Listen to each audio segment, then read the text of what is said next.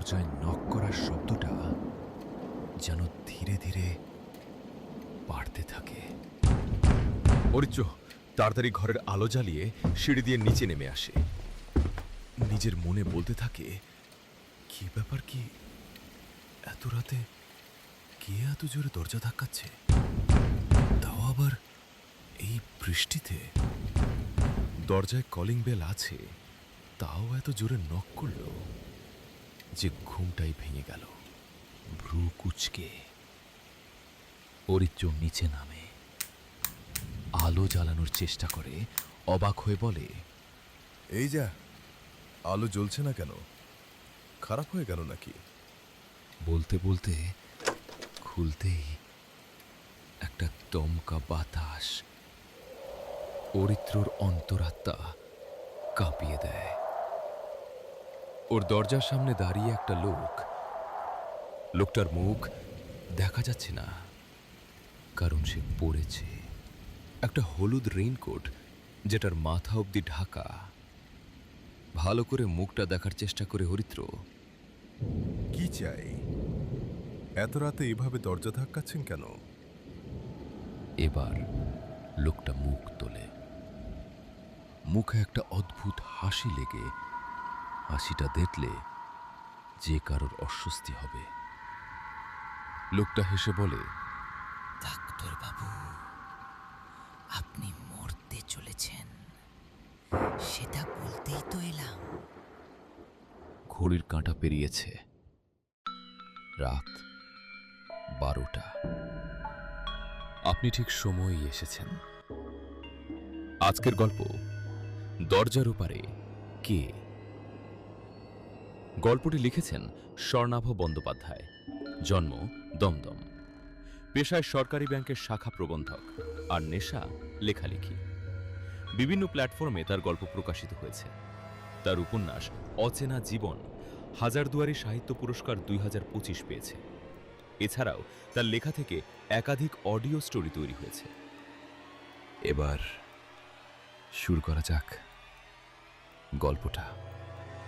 অরিত্র অনেক রাত অবধি পেশেন্ট দেখে তারপর ঘুমাতে যায়। সেদিন প্রচণ্ড বৃষ্টির জন্য ওর চেম্বারে সেরকম ভিড় হয়নি, তাই অরিত্র তাড়াতাড়ি ওষুধ খেয়ে শুয়ে পড়ে। ওষুধ না খেলে আজকাল ওর ঘুম আসে না। বারবার চোখের সামনে ভেসে ওঠে ওর ভাই টুবলুর মুখটা। ও মানসিকভাবে অসুস্থ ছিল। 12 বছর বয়সে একটা দুর্ঘটনায় ও মারা যায়। সেটা হয়েছিল অরিত্রর সামনেই। তারপর থেকেই রোজ রাতে দু চোখের পাতা এক করতে পারে না ও।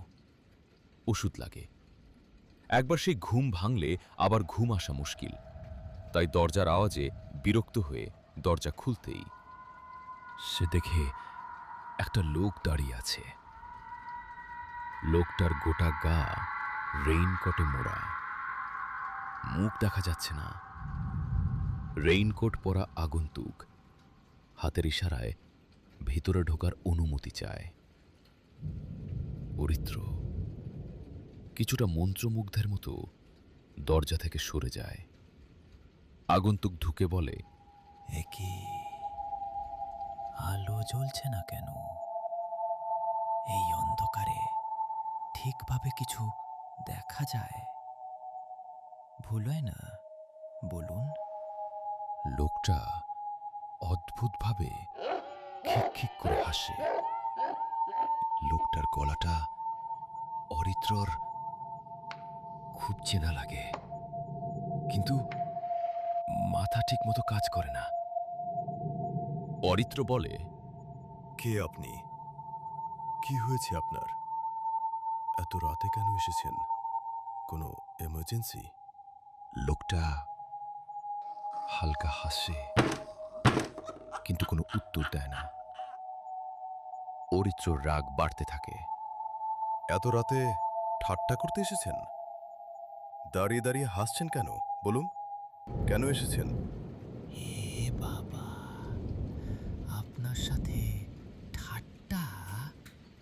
আপনি তো বড় ডাক্তার, আপনার সামনে হাসলে আপনাকে তো অপমান করা হবে, তাই না? অলেখ হয়েছে ইয়ার কি, আমার তো সময় নেই। আপনি এবার উঠুন, দরজা খোলা আছে, বেরিয়ে যান এখান থেকে। জানি তো, আমিও তামাশা করতে আসিনি। আমি শুধু একটা জিনিস নিতে এসেছি। কি জিনিস? টেবিলের কাছে যান, উত্তর পেয়ে যাবেন। অরিত্র ফোনে টর্চ জ্বালিয়ে টেবিলের কাছে যায়, চমকে ওঠে। স্ট্যাথোস্কোপ আর একটা চাদর। অরিত্রর মনে পড়ে আজকের শেষ পেশেন্ট একটা মানসিক প্রতিবন্ধী বাচ্চা। ওর শ্বাসকষ্ট হচ্ছিল ঠিক যেমন টুবলুর হয়েছিল। বাচ্চাটাকে দেখেই টুবলুর মুখটা ভেসে ওঠে। অরিত্রর সামনে বাচ্চাটা কষ্টের মধ্যেও হাসছিল। সেই হাসিটা অরিত্রর ভীষণ বিরক্ত লাগে, কারণ সেদিন টুবলু শেষ নিঃশ্বাস নেওয়ার আগে বলেছিল, দাদা ভাই, আমি জানি তুই আমার খাবারে বাদামের গুঁড়ো মিশিয়েছিলি। তুই জানিস আমার অ্যালার্জি আছে। মা আমাকে বেশি ভালোবাসতো, তুই সেটা সহ্য করতে পারতিস না, তাই না? সেই স্মৃতি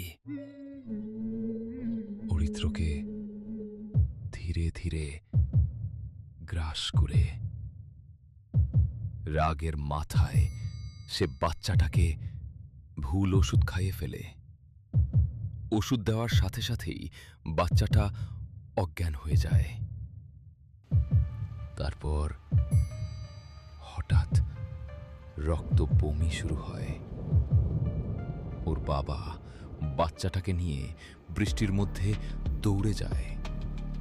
রক্ত বমিতে ভেজা চাদরটা সেখানেই পড়েছিল। লোকটা ধীরে ধীরে অরিত্রর দিকে এগিয়ে আসে। দেখুন, আমি আপনাকে চিনি না, আমি পুলিশে ফোন করব। আজ নিরাতে ঘুমের ওষুধটা খেয়েছিলেন? আপনি কি করে জানলেন?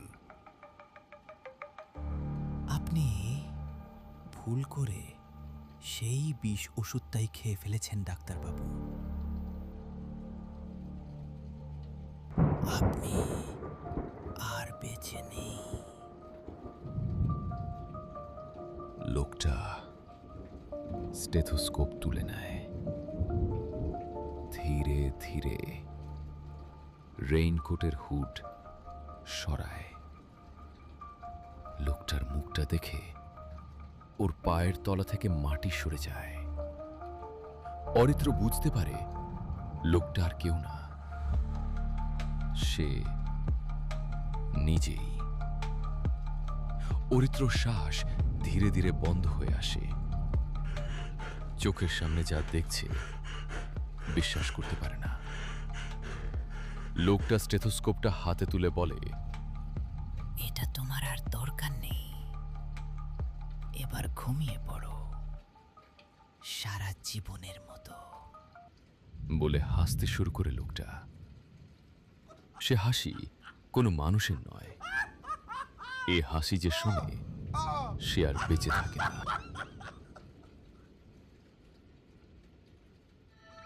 আজকের গল্প এখানেই শেষ। পরের গল্পের জন্য অপেক্ষা করতে হবে পরের সোমবার রাত 12টার পর অবধি।